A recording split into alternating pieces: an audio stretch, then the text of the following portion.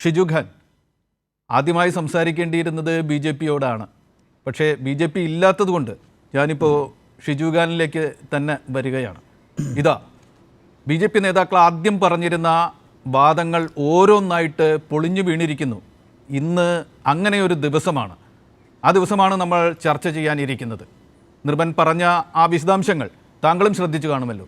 ഷിജു ഖാൻ, തിരുവനന്തപുരം നഗരത്തിൽ നിന്നും തന്നെയുള്ള ഒരു പൊതുപ്രവർത്തകൻ എന്ന നിലയ്ക്ക് ഷിജു ഖാൻ എന്താണ് കൂട്ടിച്ചേർക്കാനുള്ളത്?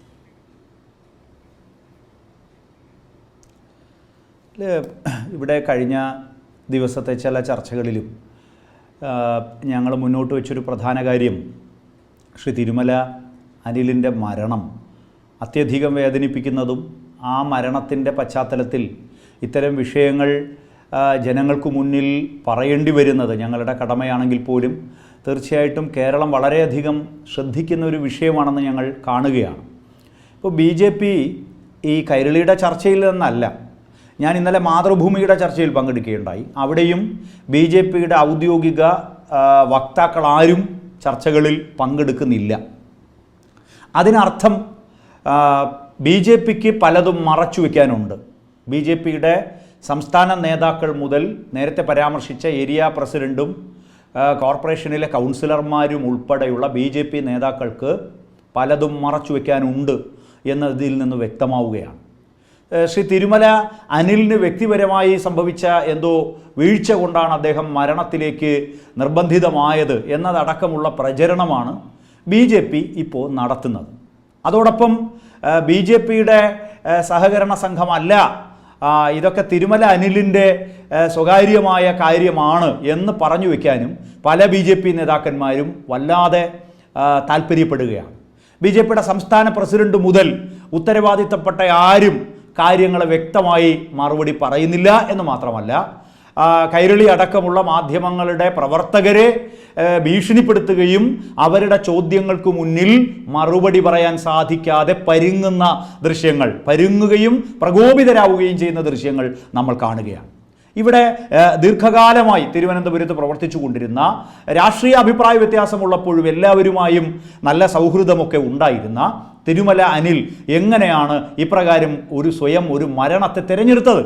അത് സൂചിപ്പിക്കുമ്പോൾ ഇന്ന് കൈരളി പുറത്തുവിട്ട ചില ശബ്ദരേഖകളും ചില വാർത്തകളും അത്യധികം പ്രാധാന്യമുള്ളതായിട്ട് ഞാൻ കാണുകയാണ്. കാരണം പല നിക്ഷേപകരും ഇത്തരം സാഹചര്യത്തിൽ തങ്ങളുടെ പണം ആവശ്യപ്പെടുകയും സ്ഥിര നിക്ഷേപം ആവശ്യപ്പെടുകയും ഒക്കെ ചെയ്യുന്ന സാഹചര്യത്തിൽ അത് തിരിച്ചു കൊടുക്കാൻ ബാങ്കിന് സാധിക്കുന്നില്ല എന്ന് മാത്രമല്ല, ആ ബാങ്കിൽ നിന്ന് വൻ തുകകൾ വായ്പ എടുത്ത BJP-യുടെ കൗൺസിലർമാരും അവരുടെ ഏരിയ പ്രസിഡന്റുമാരും അടക്കമുള്ളവർ തിരുമല അനിലിനോടും അതോടൊപ്പം ബന്ധപ്പെട്ട ആളുകളോടും നിസ്സഹകരിക്കുന്നു. അവർ നിരുത്തരവാദപരമായി പെരുമാറുന്നു.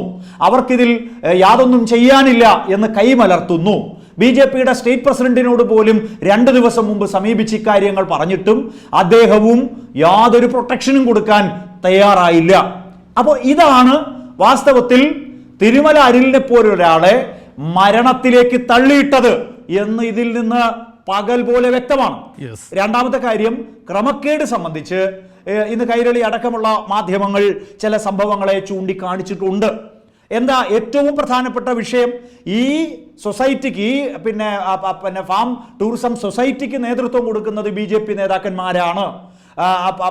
ഏതാണ്ട് 15 വർഷമായി ഇതിന് നേതൃത്വമായി അതിനെ നയിക്കുന്നത് ശ്രീ തിരുമല അനിലാണെങ്കിലും അതിൻ്റെ ബോർഡിൻ്റെ ഭാഗമായിട്ട് നിൽക്കുന്ന ആളുകൾ ഉൾപ്പെടെ ഉത്തരവാദിത്തപ്പെട്ട സ്ഥാനങ്ങളിൽ BJP-യുടെ നേതാക്കന്മാർ തന്നെയാണ് പ്രവർത്തിച്ചുകൊണ്ടിരിക്കുന്നത്.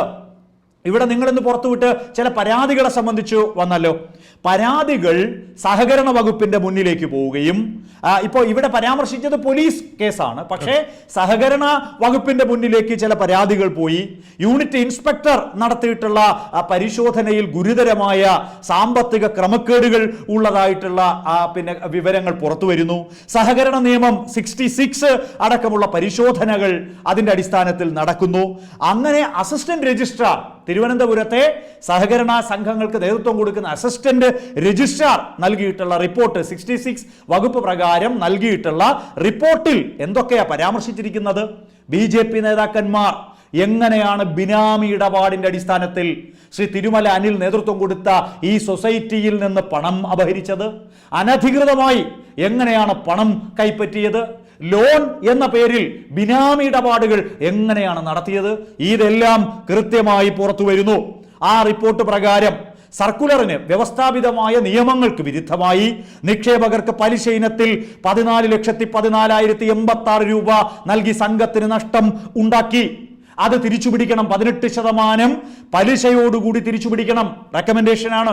തസ്തിക അനുവാദമില്ലാതെ കളക്ഷൻ ഏജന്റുമാരെ നിയമിച്ച് കമ്മീഷൻ നൽകിയ ഇനത്തിൽ, താൽക്കാലിക ജീവനക്കാർക്ക് ശമ്പളം നൽകിയ ഇനത്തിൽ 1,18,86,816 രൂപ ഈ സൊസൈറ്റിക്ക് നഷ്ടമുണ്ടാക്കി. ഇത് തിരിച്ചുപിടിക്കണം. ഭരണസമിതി അംഗങ്ങളിൽ നിന്നടക്കം ഈടാക്കണമെന്ന കൃത്യമായ റെക്കമെൻഡേഷൻ അവിടെ വരികയാണ്. അതോടൊപ്പം സഹകരണ വകുപ്പിന്റെ അനുമതിയില്ലാതെ പൊതുഫണ്ട് നഷ്ടപ്പെടുത്തി 12,59,516 രൂപ സ്ഥാപനത്തിന് സാമ്പത്തിക നഷ്ടം. പിന്നെ കൈരളിയും പ്രമുഖ മാധ്യമങ്ങളും പുറത്തുവിട്ട മറ്റൊരു പ്രധാനപ്പെട്ട കാര്യം എന്താ? സഹകരണ നിയമത്തിനും സംഘ നിയമാവലിക്ക് വിരുദ്ധമായി സി ക്ലാസ് അംഗങ്ങൾക്ക് വായ്പ നൽകിയത് വഴി 2,54,1448 രൂപ കുടിശ്ശിക, അത് തിരിച്ചുപിടിക്കാൻ സാധിക്കുന്നില്ല. ഇപ്രകാരമുള്ള ഗുരുതരമായ നിയമപ്രകാരമുള്ള അന്വേഷണത്തിന്റെ വിശദാംശങ്ങൾ പുറത്തു വന്നിരിക്കുകയാണ്.